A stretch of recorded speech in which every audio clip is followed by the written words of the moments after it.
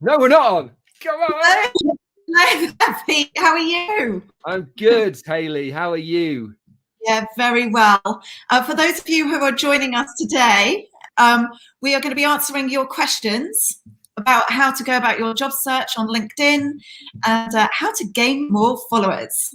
So, would you like to start? I'm sorry. Yes. So what? Before we start, what everybody, come on. If I can't see who's on, but if you are joining us, please first of all put in the comments hello, welcome, and say hello, but also say open to connect, to connect, because the idea of us being here today is to grow. So say open to connect. Everyone will do that. This will be watched live by several tens or maybe even more, and then after it's maybe more, and then after it's finished, there'll be thousands of people who'll come and look at it, and they will still come and see that you've said let's connect, and they will connect with you afterwards. So you should grow your audience by quite a bit. So let's do that. Awesome. Hi Mahmood, hi Mustafa, Jay, Yusuf. Excellent. So please ask questions, viewers, so that we can get going. Viewers, I'm here for you. What did I say? Brilliant. Hello, Ahmed. I'm Mohammed. Sorry, I was on the wrong private thing, so I couldn't see you. So has anyone got a question? I've got a few prepared that people have posted. So go on then. What does @ mean on LinkedIn? Shall I go? Yeah. So, when you write a post, you can @ somebody. So you put the @ sign and then you put somebody's name. And what it does is, as soon as you do that on a post or in a comment, it basically puts a notification in that person's stream to say that you have mentioned them. And we were just mentioning, I think it can be a very overused thing. So it can spur people on. So if you've done a post on a certain subject that might be right up one of your friends' street, you can @ them in the comments and saying, what do you think about this? And it automatically gets them to look at your post. I think it's a brilliant thing to use, but I do find it a bit annoying when people put 100 or 200 or 300 people @ed, and you all just spammed, and it starts to be annoying. They must be sat there forever going @ yeah, because I don't think you can copy them, as we said. Yeah, but so we would use this if to increase your engagement on your posts is what we're getting to on that one. Absolutely, and you should, I always at least 2 people on when I do my own post. I comment at least 3 times on my own post, because that starts the algorithm moving. And I @ a couple of people who I've decided, and maybe 1 or 2 other people who particularly might be interested in this subject that I'm covering on that particular post. Awesome. So we've got lots of comments. I'm going to have to go and have a look at those in a sec. Why do people comment on their own posts? Nicely. Nice segue. Well, it's just kicks the algorithm. The algorithm has this thing where it, within a certain time frame when you post, if your post gets engagement, i.e. likes, comments, very quickly, the algorithm spots that, and it starts to kick it off and expands its growth to different levels of people. And it doesn't care if some of those comments are you.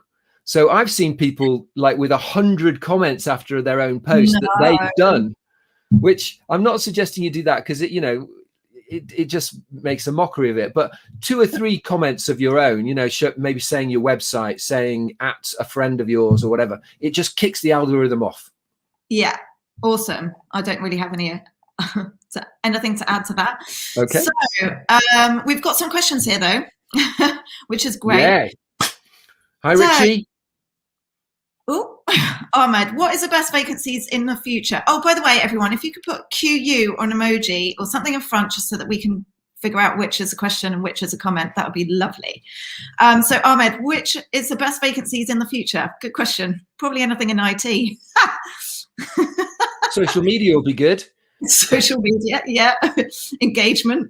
I think what you do need to watch out for, Ahmed, is that I believe that in the future you will be judged by the following you have on social media, like LinkedIn particularly. So it'll be a dual thing. They'll look at your CV for the role, and then they'll look at somebody else's CV, and then they will check how many followers you have. And it will never be stated that there's got to be a requirement for certain followers, but they will be going against you if you don't have a certain amount. I'm thinking, you know, a few thousand followers on LinkedIn will be a necessary thing to have in the future, within the next few years. It is an interesting question, because my friend and I were talking about this, and he was saying that there are big corporates out there that are actually targeting Gen Z people at the moment, who have a big following, you know, on Instagram or LinkedIn, etc.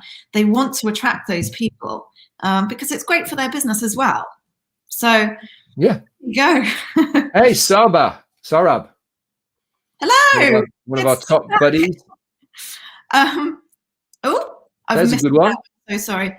I'll come back. Morali has got a question there: how to get more comments or engaging people on my posts articles. Oh, I've just brought up another one.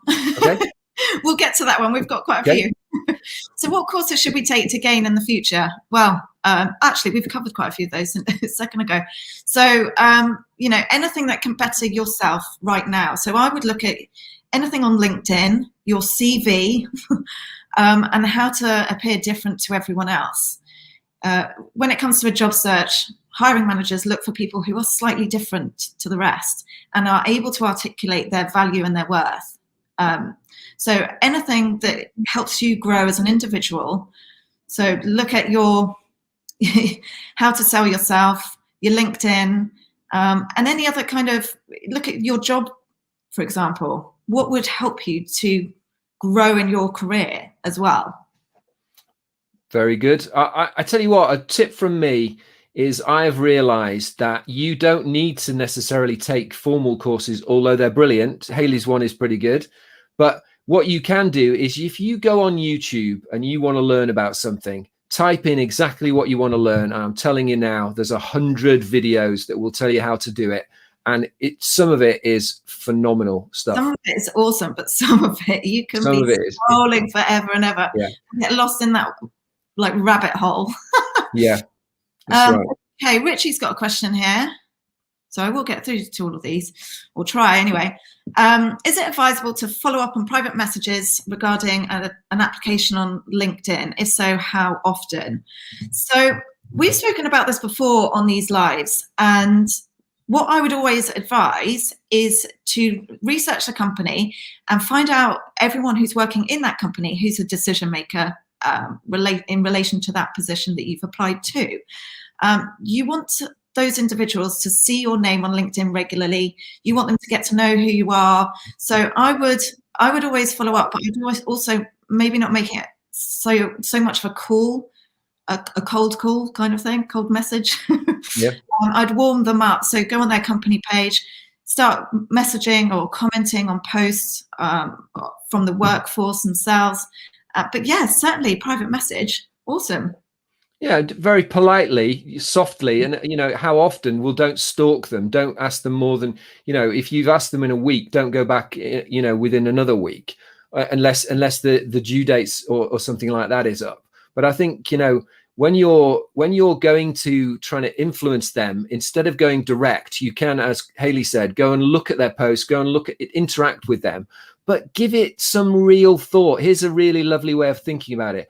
Do a comment as if it was a love note or a start of your novel, right? That's how much effort you should be putting into the thought behind some of these comments you're making. And when you do that, the difference it makes in the interaction is phenomenal. I did a comment on a big hitters the other day and I got 50 likes and 30 comments on my comment. That's awesome. Yeah. But, so people in general, Richie, want to buy or work with people that they make an emotional connection with. So look into that individual, see what I don't know their kind of passions are, etc., so that you can tailor your message to a subject that they really enjoy. I'm really struggling to get that bit out today. So you want to make that emotional connection with them so that they respond. Right, Morella. What to put in the resume? Looking for a job. I don't think it's attractive. No. So, I mean, there is a bit of psychology in in relation to this. People want something that they can't have. So I would never kind of say, yeah, I'm looking for a job, but I would just get myself out there, just leave the dates open, and go from there. I mean, what's your thoughts on this? Well, I think the green banner on people's profile picture, I just don't like it. It's a personal thing. I just don't like it. It's clumsy. And, I think Hayley's right. There is a little bit of, if you just see someone who's just saying, yeah, give me a job, it's just very unattractive and uninspiring. And people aren't going to be, clambering after you to try and get you to work for them. I think looking for a job, there's nothing wrong with looking for a job, but I think you've got to be a little bit coy about it and, perhaps do it in a bit more of a systematic, slightly more subtle way. 100%. There's an awful trend at this moment in time of people posting their CVs on LinkedIn. And then you get all these comments underneath saying up, up, up. And it's just, I don't think it shows somebody off in their best light, but also you're giving the reader or the hiring manager everything all in one go without knowing what they're looking for. So at least try and have a conversation with them first about what they want so that you can tailor your CV to that job. Yeah, very good. Great question, Morella. And I think you're right. I think Morali has got a good question there. Oh, okay. You see that? Yes, question. Thank you for doing that. Thanks, Morali. Comments or engaging people to my post articles. Thanks. Great question. So we touched on this a little bit ago. But so what happens when you first post, Pete? Well, I always say this, right? When you first post, just feel the fear and do it anyway. It's a very scary time. No one likes it. It's just a tough gig to get yourself to that position where you say, you know what, I'm going to do it. So yeah, you've got past that, Morella, and said, now I'm going to start posting. That's brilliant. But guess what? It's not going to happen quickly. I'm sorry to burst the bubble of anybody who thinks it's just going to go all of a sudden you get loads of comments and likes. It just doesn't happen. You've got to consistently post and consistently engage with other people, and they will start to engage with you. So that's the way. So, Morali, think about it as trying to find your cheerleaders. You want to go and have a look on LinkedIn, see other users that have a similar kind of mindset to you or thought process, etc., so that you can start commenting on theirs. And what you'll find is your following will start to balloon at that point. Yeah, what you do is, if you are getting little interaction on your posts, right, you'll get some. So let's say you got like 3 likes and 4 comments, right? All of those people, you should be going back to them personally. So even a like, let's say you get 5 likes. Well, that's 5 likes you could go back to personally and send a message saying, thank you so much for liking my post, and go to their profile, look at what they've posted and try and put some comments on there. It's like a reciprocation of affection. And that's how life works. And that's how LinkedIn works. And that will grow into something beautiful, a community of cheerleaders, as Hayley so nicely said. Richie's posted a good question here, and I really want to answer this one. I've seen a lot of comments on job postings only saying interested. Does that ever work? Personally, I think it's lazy. It's not showing you in the best light. Those individuals are kind of signaling to the person who's posted the job, the hiring manager, that they don't want to put in the work to get that job. Most of the time they haven't even read the job description. So you just get a load of random people saying interested to this job that they're not suitable to. I would always be a bit more proactive than that, or a lot more proactive. And, I always compare it to real life. Would you, someone said to you, oh, we're thinking of inviting you to apply for a job, and you just walked up and went, interested? Like, you're a lunatic. Let's talk in sentences and with politeness and say hello and thank you. And I like that. You're going to have to say that again. Mohammed, how to write email job application and at what frequent to follow up. So email to a job application. So have a look at the job itself, see what skills you have that the hiring manager is looking for, and you mention those in your CV and your approach. Also, look up the hiring manager themselves, see what they're interested in, see if you have any commonalities there, and mention that in your email as well. And what frequency? Well, I mean, if you look at my inbox can get up into the thousands. And what I do find people do, I'm really struggling today, spitting out my words.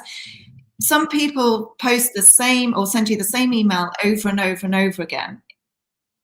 That doesn't create the right vibe for me. It's the same as interested for me. They're not really kind of putting thought into it. So, yeah.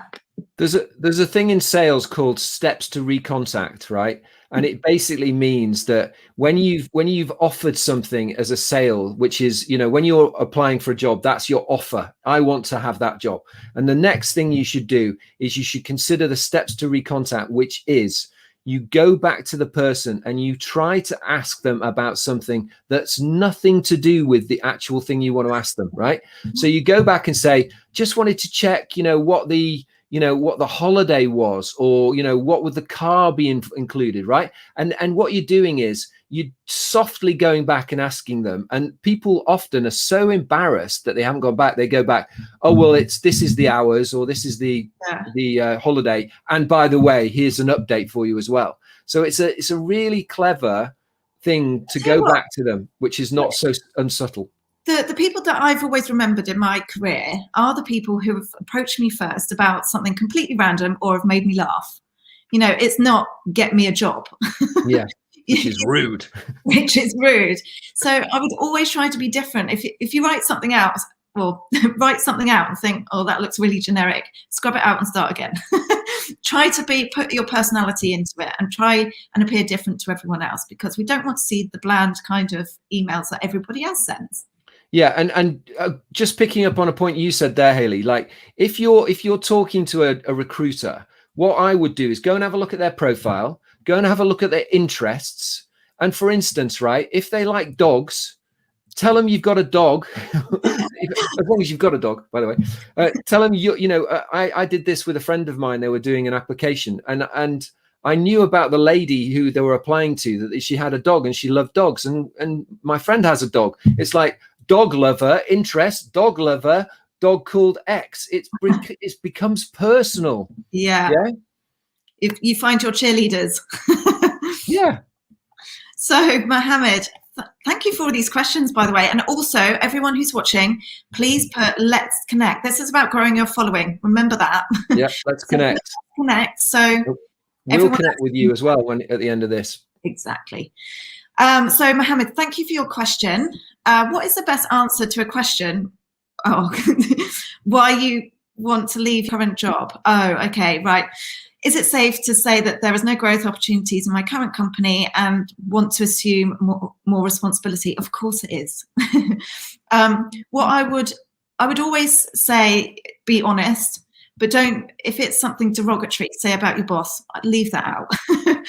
I think the best response is probably, I've hit the ceiling and I can't see any growth there. So that's why I've been looking.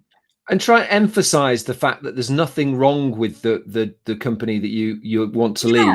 That it's about you and your personal growth. The company's doing great, but there isn't the opportunity there for me right now. So I'm looking to move with sorrow, because I'll be sad to leave, but it's something I need to do for myself.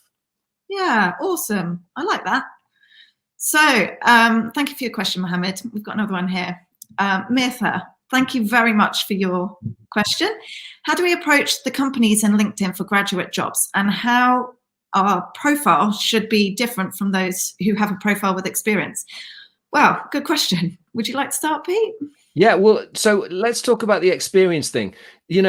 Mithra, everybody has experience, right? You must have done something. I was chairman of the debating society, and I made a massive thing about that. I was did you ever look after your younger sibling? Have you ever taken someone else's child to the park? What experience can you glean from your life?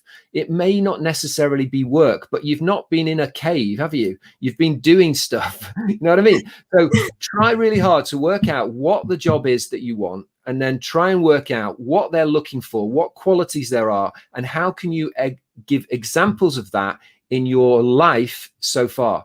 So in terms of LinkedIn itself, just there must be loads of places looking for graduates. And I guess how you approach them is just carefully and put the right things in terms of what is the graduate job for, make it relevant to the job that you're going for. Yeah.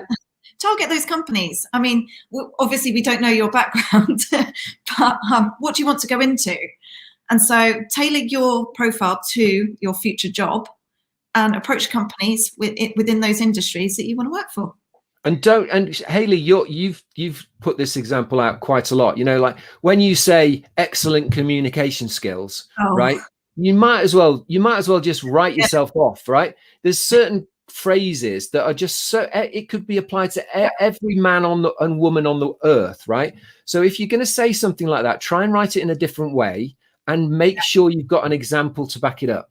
Because, if you say to me, excellent communication skills, I just go, yeah, you've just copied that off someone else's CV. Well, also, it's not just that. You read through the CV and it's really badly written, or their profile's really badly written. You're not an excellent communicator. You've just said it. For effect.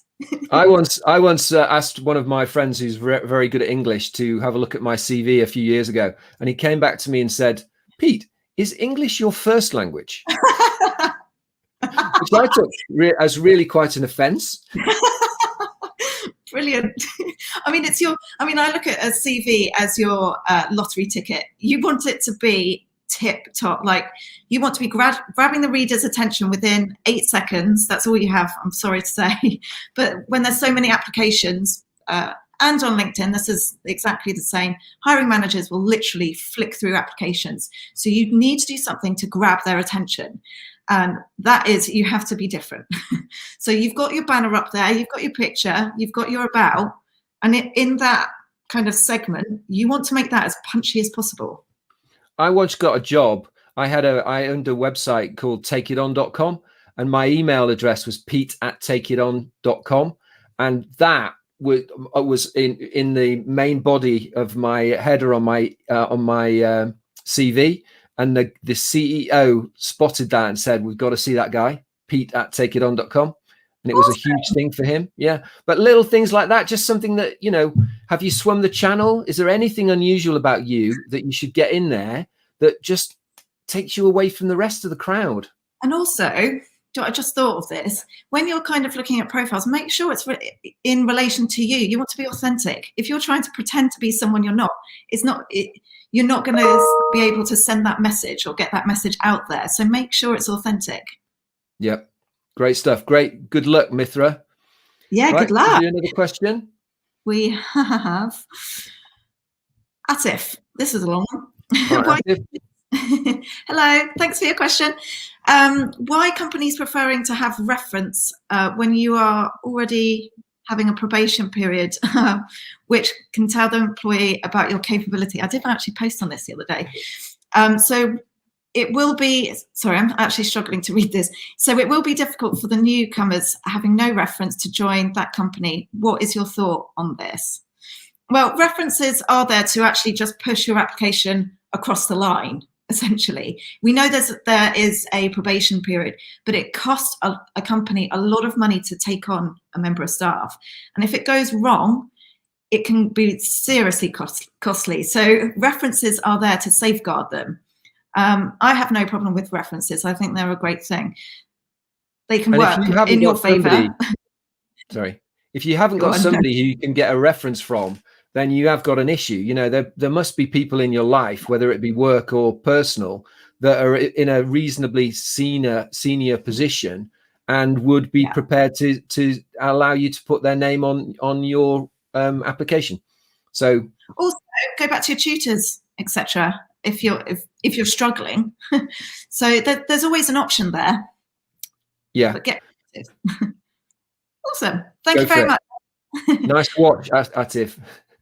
So the watch is almost as big as your head. We could talk about profile pictures now. Maybe that's a nice segue. Oh, we can do that if you want. So if you have a profile picture, to be fair, everyone's got one on this chat at the moment, but you're 21 times more likely to receive a message if you have a profile picture.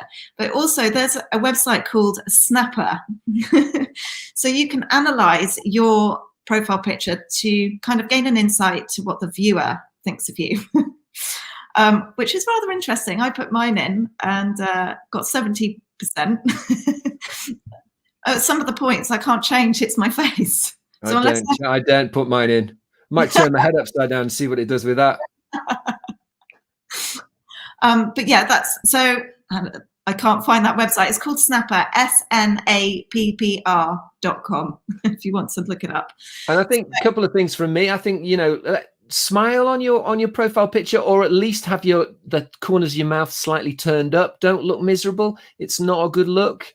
And you know, they say you should have like roughly 60 or 70% of the frame taken up by your head. You know, don't have I use this example, you know, don't have a picture of a car with you, you know, you're trying to get sort of highlight the car or yourself. You know, you want to be the main part of the picture. Yeah. No alcohol. You don't want to be sitting there with drinking a beer. It just does not look professional on a business site. Also, you know, think of it from a hiring manager's perspective. You want someone on board who is going to light up the room and get the team going, and you want to see every day. If you look miserable, then you're not going to want to hire them. And it does seem to be, you know, it's a personal thing, but I'm just not into having a picture of you and your girlfriend, right? Or you and your boyfriend. It's like, this is the picture of you because it's your profile. Let's not have a group shot of you and your whole family, because then it wouldn't be a profile picture, would it? It's not just yours, it's everyone's. Yeah. Yeah, great. Okay, we've got a question here. Karishma, thank you very much for your question. Why is it very difficult to get a job for freshers, especially in this COVID situation? Well, I mean, it depends what you're doing. So quite a lot of the people that have come to me and I've worked with via the AE Academy think that, I don't know, applying to 10 jobs and sending out 10 emails constitutes as that's really difficult. You should be looking at 250 kind of companies and think how many people work for 250 companies. So there are always options. There are always jobs out there. It just depends on how picky you're being.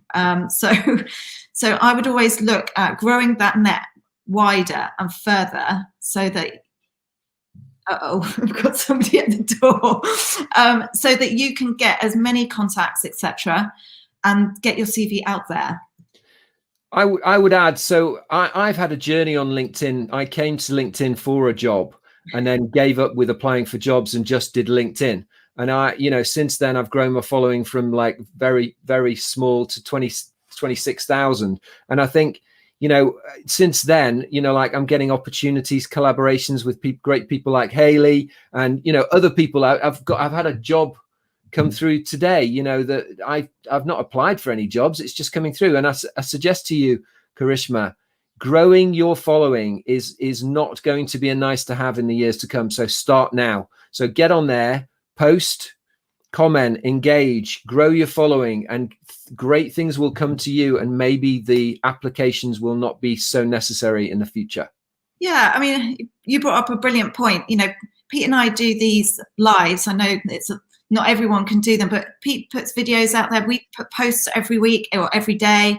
You know, you've got a lot of options to find your cheerleaders, as I like to put it. So get yourself out there, and you know, when a hiring manager, etc., is looking through your profile, they'll get a flavour of who you are, what you're about, and there forms the emotional bond in some way, shape, or form, which is what you're looking for. And what we talked about, what I really like is just do a little video which you put in your highlighted section on your profile, and then featured. Thank you. Yeah, and then put on your CV a link to it. So like go straight to the video, which, like maybe it's just these are the key factors that make me special. This is number one. I'm extremely innovative, and give an example why you are. Number two, go through it like that, and that are relevant to the job. Yeah, exactly that. I hope that answers your question. Thank you very much. So, thanks, Krishna. Hi, Safa. Hi, Richie. Hi, Mithra. This is great. So, I'm going to pronounce this wrong. Sumera, thank you very much for your question. Is it a good idea to resend your entire portfolio via a link, izu.com, or just a brief version should be sent until an invitation to an interview? So when you're sending your CV, your portfolio, I would make it as easy for the hiring manager or the reader to open it. You want it to get delivered, first of all, and some of these attachments can be hefty. So I think the link is the right way forward, but I wouldn't swamp the reader. You want it to be in relation to, let me start again.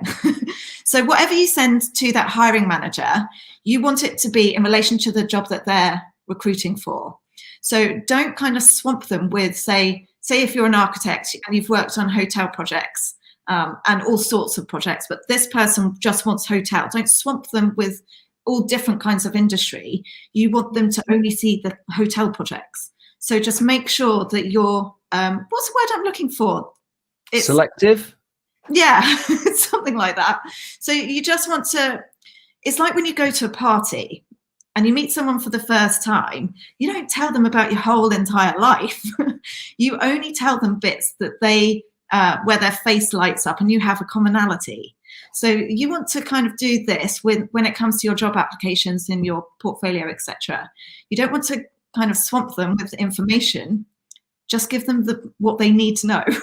And start with one bit. I would suggest to you, Samira, that you should give them the one piece of content that you think is your absolute best and that is most relevant to them, and then just say it's a tempter then, isn't it? You don't swamp them with 20 things because they're probably going to look at none. Give them one and say, and you can look at more here, and then you sort of it's like a fishing game, isn't it? A little bit of a fishing expedition. Just like it's kind of sowing the seed, watch it grow. Here, have this. Yeah.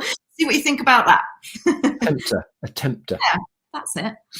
So great question. Thank you very much. Yeah, nice one, Samira. Abdul. So question. Thank you very much for putting question in front, Abdul. How do you approach a change in career path when you want to change your line of work, especially when it isn't what you studied in college? For example, if I were to look to move from the construction industry to management and consultancy, is college education absolutely vital, or doing certification and courses sufficient? Would you like to start? Well, I mean, it's a big question, Abdul, but and I'm sort of in that position myself. I've gone from being the managing director of a £20 million company and sort of moved into social media. And I'm not sure, I'm still not sure what I'm 100% going to be doing over the next sort of 5 years. So I'd suggest to you that, the old adage, it's not what you know, it's who you know. It's, is there a way you could get in at a lower level in doing the job that you want to get the experience to get you there? Otherwise, you could be spending a lot of time going back to college and retraining. It's a big difference. And I suppose you've got to ask yourself, why do I want to do that? And what are the things in my head that are telling me that I want to do that? And what's the quickest way to get there? And I would say, who do you know? Could you offer to do something part-time for free or for, a reduced rate or whatever to get experience? Or you could do a course. Depends how much time you've got and money, I guess. It's interesting because I was actually talking to my friend about this last night. There are some companies out there that aren't actually looking so much at the education. They are looking at experience. So like Pete says, if you can get experience under your belt, sometimes it works more in your favor because it's hands-on. So it's not just, you're not just studying or reading by the book, you're actually doing it. So really think about what you want to do. But I would kind of target those companies and start finding out and ask these companies what they look for. Because, just sending your CV out there and hoping that it will stick at some point isn't going to really help. You need to understand what they're looking for and what businesses look for in a CV, etc. So maybe you find some of these companies that you really want to work for, ask some of the people who work in those businesses what they look for, and then you can make a decision from there what you need to do. Very good. Good question, and good luck, Abdul. Yeah, good luck. Let's connect. I forgot to say this. Everyone who's on right now, put let's connect so you can connect with each other. Nice one. I need a breather after that. So, Richie, we've got another question from you. Oh, actually, before we get to you, Richie, Aref, I hope that I'm pronouncing this correctly. What are the most creative ways you can suggest when applying for new opportunity? Any examples would be great. I did a bit of I looked around the internet to see what some people have done. And this girl really wanted to work for Pinterest. So she designed her CV in the style of Pinterest and obviously got noticed. She didn't actually get taken on by them, but she did get taken on by a subsidiary. But it's little things like this that really make you kind of stand out from everyone else, because most people would put most people's CVs look exactly the same. So anything like that that's just a little bit different, and also post on LinkedIn all the time. Get engagement up. How about this? So, in your featured section, if let's say, for instance, there's one particular job you want, what you could do is do your CV. And obviously this won't work if you're putting multiple applications in, but let's say it's a particular company and that's the only one you want right now. Change your featured section to specifically talk about that company. Now that's pretty bold. That's really bold. But it could work. So, it depends. You could change, because you can change that featured section daily. I like that. Yeah, you could do that. I really like that idea. But yeah, anything like that, get creative. Don't ever feel like you're constrained with this. This is your career at the end of the day. You want to be seen. And you've got to look at features, features and benefits in sales, which is what you're trying to do. In sales, you've got to look at, like it's the feature you've got. Like, what is it that Arifa has? What's the thing about you, and what's the benefit to the company? Like, what do you do and why does the company benefit? That's what they want to know. So you've got to try and get that across in a sort of in as clever a way as you can. Pictures are good, videos are good. I like, personally, I like bright colors and emojis. We talked about this last week. Someone asked Pete about emojis. Should you post so many? Yeah, I do. I like emojis. Yeah, it's a great way of articulating what you're feeling or about that particular comment.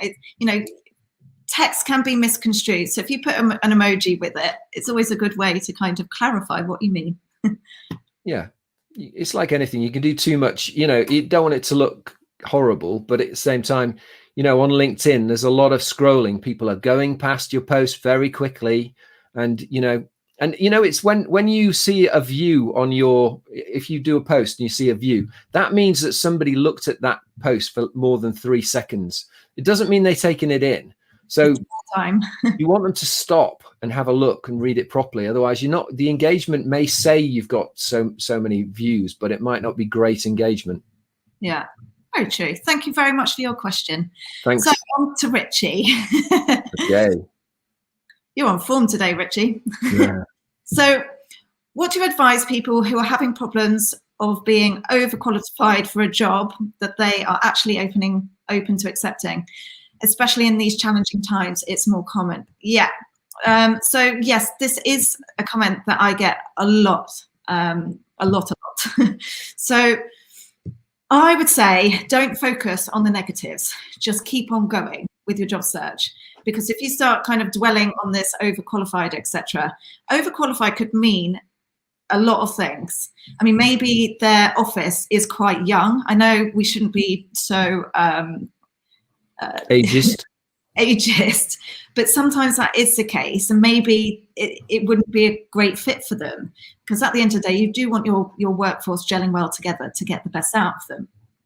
But it could also be in relation to salary, etc. So it's a bit of a funny one, overqualified, but I would advise to just keep on going with your job search, stay positive, and you will find a company, because there are companies out there that see that as an added value, that you've got a wealth of experience that they can capitalize on.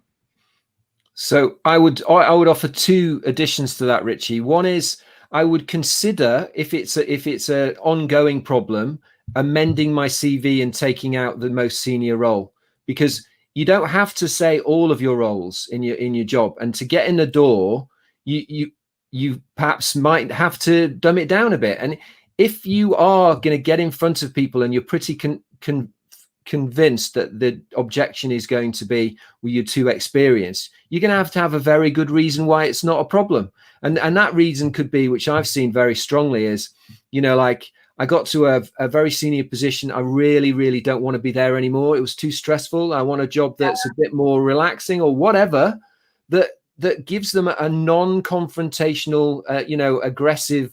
So they're going to go, yeah, that works. That'll be good. But if you're like, just say, oh, I'm not bothered about the salary or the position, they're just going to go, well, he will be. Soon he will be. He'll be knocking on my door. He'll want my job, and that's what you've got to watch, I think. Yeah, look who the hiring manager is, and where do you sit in relation to them? We talk about emotional connection all the time, but you're trying to form a bond with these people so that they at least interview you. So try and do a bit of investigative work with each application.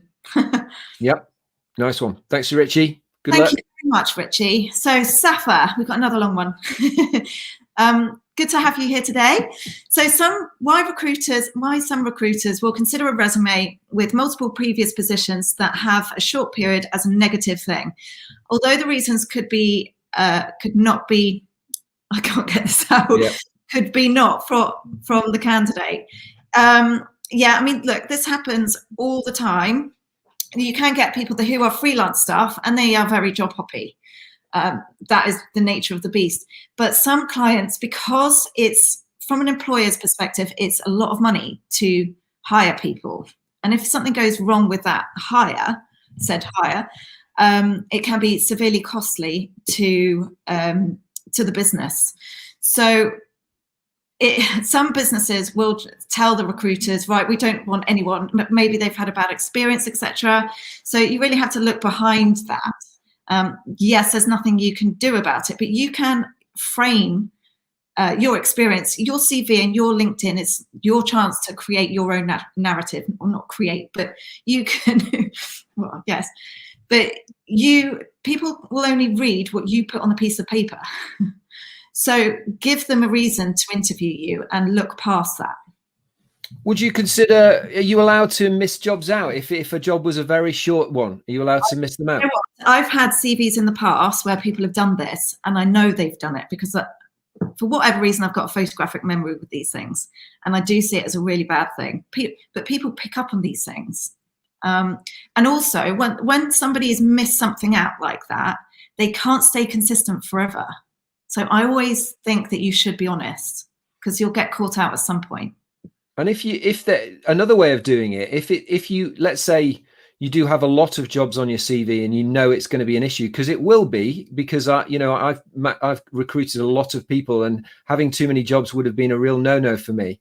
But I would give them the chance. And if it was a big problem, I would possibly put an extra line at the bottom of each job, trying to put a positive spin on why you left. Exactly. Left for promotion, left for, try and make it positive. If you're left because you've fallen out with 10 bosses, there's going to be not much positivity there. Don't put that on your CV. So I've got a multitude of emails coming through. A quick story, Hayley. I was interviewing a guy once, right? And I said to him, he had his CV and he had a gap of 4 months on his thing. And I said, what were you doing then? And he goes, oh, I wasn't in prison. No. That actually happened. It actually happened. And at the end of the interview, I said, look, I know you said you weren't in prison, but I've got to say, because you said that, that's what I'm thinking, that you were in prison. So he's like, no, it's just that I came from a rough area and a lot of my friends went to prison. Okay. Yeah. Don't say that. How to win friends and influence people. That's a true story. Oh my word. Yeah, that shocked me. Right, moving on. Nizar, thank you very much for your question. If the recruiter just asks for the CV, can I attach other documents? Of course you can. Anything to back up your kind of argument as to why they should be hiring you or putting you forward to jobs. Of course you can. It's your opportunity to frame you as you want it to be framed. Does that make sense? Yeah. So put supporting documents, of course. Yep. Great question, Nizar. Yeah, thank you very much. This Thomas, you've got a lot of things to say. Good work, Thomas. I'm going to have to, I can't actually see what's the question and what is the question. So let me scroll down. Right. Go on then. Arifa, thank you very much for another question. As a graphic designer, I don't have any numbers. Is that a problem? You will have numbers in some way, shape or form. So if you're a graphic designer, what is it? What kind of industry are you working in? And also your business where you've worked before.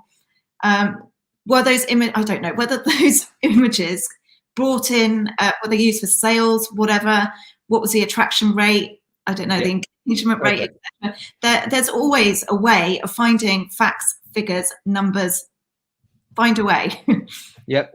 You could say, so the feature is you're a graphic designer. Yeah.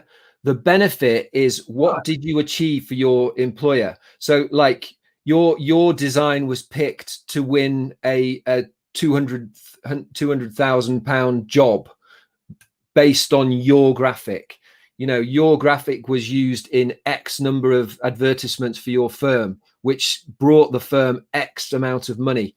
This is how you get to the numbers. You go from the feature, the advantage, to the benefit. And the benefit is always time, money, reputation. What did you do for your employer? Why did they pay you? Yeah, you got to look at that. They don't give you money for nothing. They must think you're doing something well. If they're giving you money, you're achieving something to help their purpose. What was that? Tell the people that's what you've done. That I couldn't have put it better myself. That was really well put, Pete. Thanks. Welcome. So you mentioned this in your post before, so I thought I'd address it. In regards to the applicant tracking system, I heard that numbers are important, e.g. I assisted decreasing, blah, blah. Right, so applicant tracking system. Let me explain what an applicant tracking system is. So you will have a profile, you'll have your CV attached to it, and your CV will be kind of pulled through a parser, which is part of the applicant tracking system. They don't really care about numbers as such. All they do is take out information from your CV and put it into searchable fields. It's a database. It's just a holding place, essentially, so that recruiters or hiring managers can search on your details. An applicant tracking system, unless you are asked to fill in a questionnaire of some kind, it won't care about the numbers, so to speak. Right.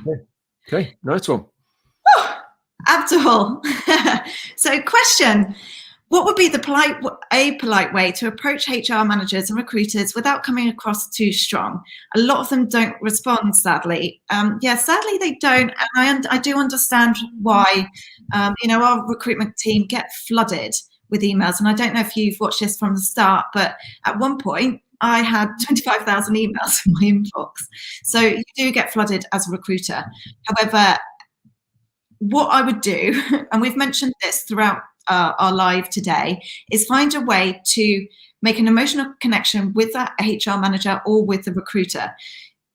Get posting on LinkedIn on their posts. So start commenting on what they have to say and on the company, but also find out what their interests are and put that in your kind of introduction email so that you stand out in some way, shape or form.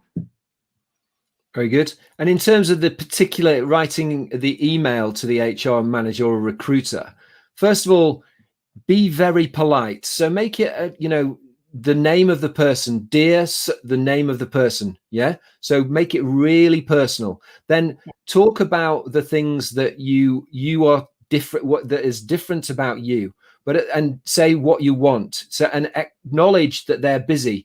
you know, I realize you are very busy. I will only take a moment, but I'm so keen on this job. I'd like to be considered. And at the end, just take away a little bit. Say, I will totally understand if this is not a possible, but I'm very hopeful that it could be possible. And what you're doing is you're softening it, and they're going to go, oh, this isn't like, give me a job, give me a job, give me a job.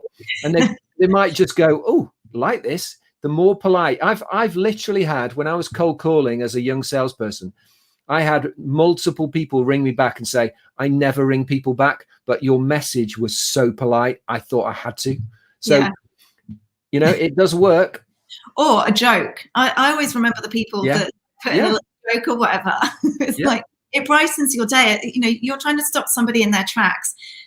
Sifting through CVs, etc., is really monotonous. So if you can brighten someone's day, amazing. And I guarantee they'll remember you. You know, what I think is a really strong thing is on LinkedIn, if you are going to direct message somebody, don't direct message them, send them a voicemail message from your phone. Yeah. Do a little script. You can only do it from your phone. You can't do it from your computer. Send them a personalized message just saying, you know, and because I get hundreds of direct messages, right? I don't read them all. I go through them, but the ones that are voice messages, I always listen to them, always. And get out of the habit of doing copy and pasting. For all of you out there who are job seeking, don't copy and paste. You know, if you're sending like a mass email and it says, dear sirs, you know, the likelihood that people are going to get back to you is very slim because it's not personal. We know, being on the receiving end, that you've mass mailed it. Yep. You know that your CV probably isn't going to be right for the job because you haven't actually tailored it to the job. So there's a whole long list about why people won't tend to respond in that case. Absolutely. Oh, Arefa, me again. Good to have you. See, we'll remember you now. In regards to the applicant tracking system, would a creative CV hurt me or benefit me?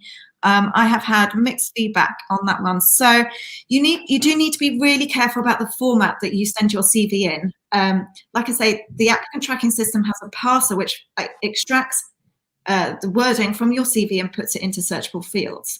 If you're sending it in a picture format, so a PNG, or actually put it down, or you're sending a PDF in and it's a protected document, so it's password protected or something, your details will not go into the database, or it gets a bit mishmash, which you don't want. So if you want CV templates, etc., I do have some on, we've got them on our website, and I will message you or put a comment here after. And so you can go and download templates that work and go into database systems.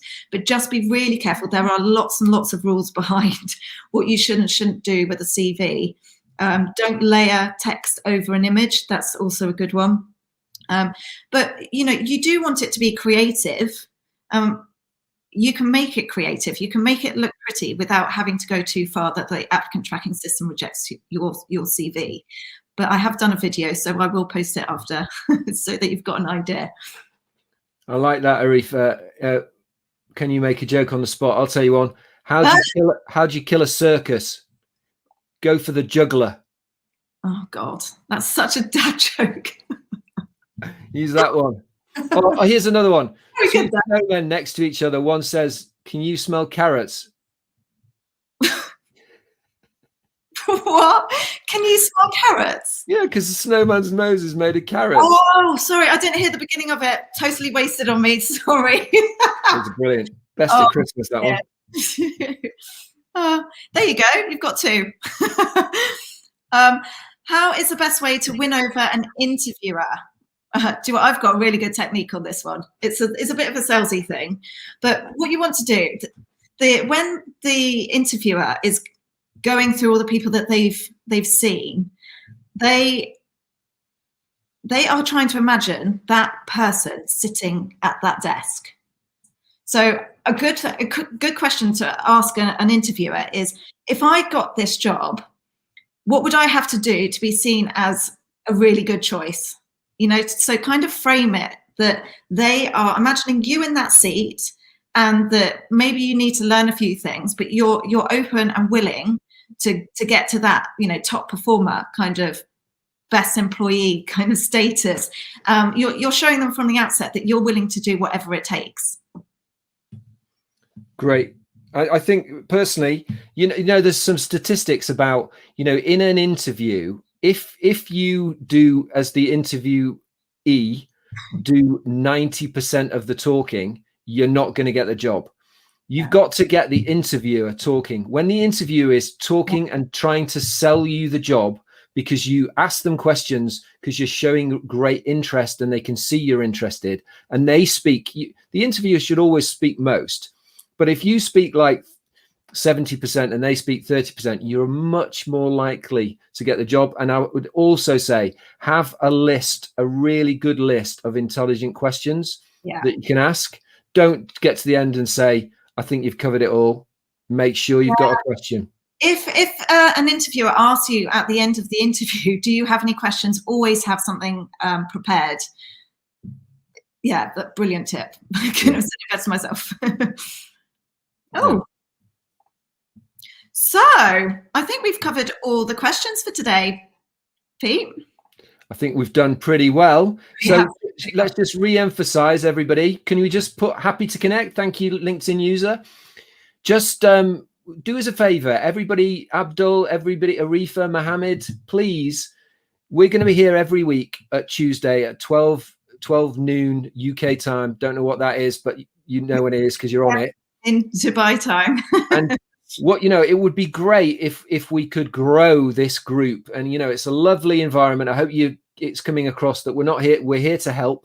We're not scary. We're pretty approachable. So it would be fantastic if you could get anybody else that might benefit or they've got their own questions to perhaps spread the word that every week we'll be here and we'll be able to answer their questions on growing on LinkedIn or your job application, any of those things.